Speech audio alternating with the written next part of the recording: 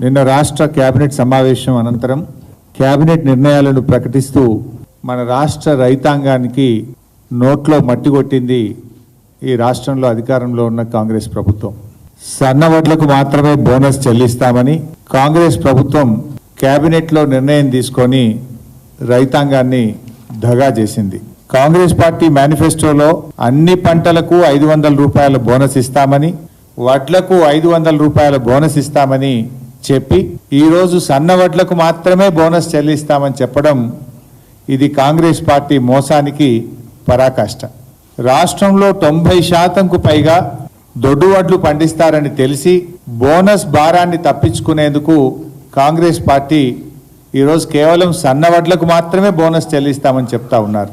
నిన్న మాట్లాడిన మంత్రివర్యులు పొంగులేటి శ్రీనివాసరెడ్డి గారు కానీ, ఈ రోజు మాట్లాడినటువంటి ఉప ముఖ్యమంత్రి బట్టి విక్రమార్క గారు కానీ సన్న వడ్లకు మాత్రమే బోనస్ ఇస్తామంటున్నారు. పండని వడ్లకు మీరు బోనస్ ఇచ్చే లాభము? తెలంగాణలో యాసంగి పంటలో పండేవే దొడ్డు వడ్లు.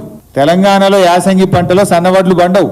ఎందుకు అంటే యాసంగి పంటలో ఎండ తీవ్రత వల్ల నూకలైతాయి, సగానికి సగం నూకలైతాయి. దొడ్డు వడ్లు అయితే ఏంటంటే బాయిల్డ్ రైస్ గా మార్చి ఆ బాయిల్డ్ రైస్ ను తినేటువంటి రాష్ట్రాలకు దాన్ని మనం పంపుతూ ఉంటాం. ఇది గత 20-30 ఏళ్లుగా మన రాష్ట్రంలో ఉన్నటువంటి ప్రాక్టీస్. యాసంగిలో పండేటియే దొడ్డు వడ్లు. ఆ దొడ్డు వడ్లను నూకలైతే కనుక బాయిల్డ్ రైస్ చేసి కేరళ, తమిళనాడుకు FCI ద్వారా ఇతర రాష్ట్రాలకు పంపుతూ ఉంటాం. ఇలా కాంగ్రెస్ పార్టీ నోటితో నవ్వి నొసటితో వెక్కిరించినట్టుగా ఉంది. పండని వడ్లకు మీరు బోనస్ ఇస్తామనుడు ఏంది? తెలంగాణలో యాసంగిలో సన్న వడ్లు పండయి, పండేటియే దొడ్డు వడ్లు. మీరు దొడ్డు వడ్లకు బోనస్ ఇయ్యము, సన్నాలకే బోనస్ ఇస్తామంటే ఇది ఎగవెట్టుడు కాక దీన్ని ఏమంటారు? నోటితో నవ్వి నొసటితో వెక్కిరించడం కాదా? ఒక రకంగా మేము వడ్లకు బోనస్ ఇయ్యమని మీరు ఎగవెట్టుడే కదా. ఇది మోసం కాదా? ఇది దగా కాదా? రైతుల నోట్లో మట్టి కొట్టడం కాదా? ఇప్పుడు వానకాలం పండే వడ్లలో ఒక 20% మాత్రం సన్నాలు పండుతాయి. యాసంగిలో దాదాపు 99% దొడ్డే పడతాయి.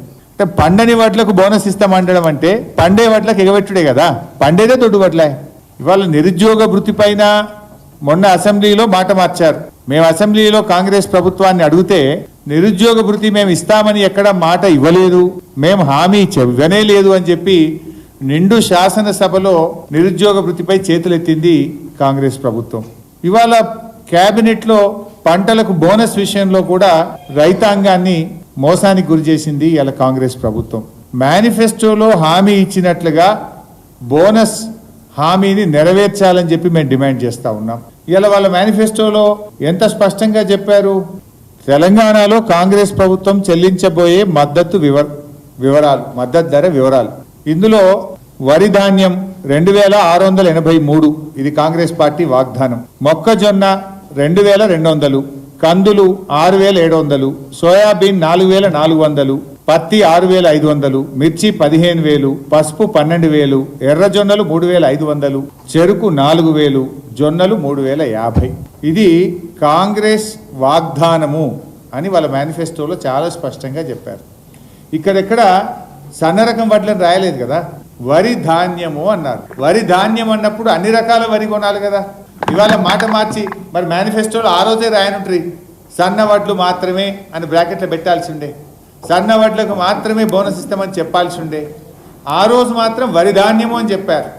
కానీ ఇవాళ నిజంగా అది అమల్లోకి వచ్చేసరికి పండని వడ్లకు, అసలు సన్నాలు యాసంగిలో పండయి 99% పండేటి దొడ్డు వడ్లే. పండని వడ్లకు బోనస్ ఇస్తామంటే ఇదేదో వెనకటికో సామెత ఉంటుంది. నేను అట్లా భాష మాట్లాడలేను కానీ అట్లున్నది వీళ్ళ కథ.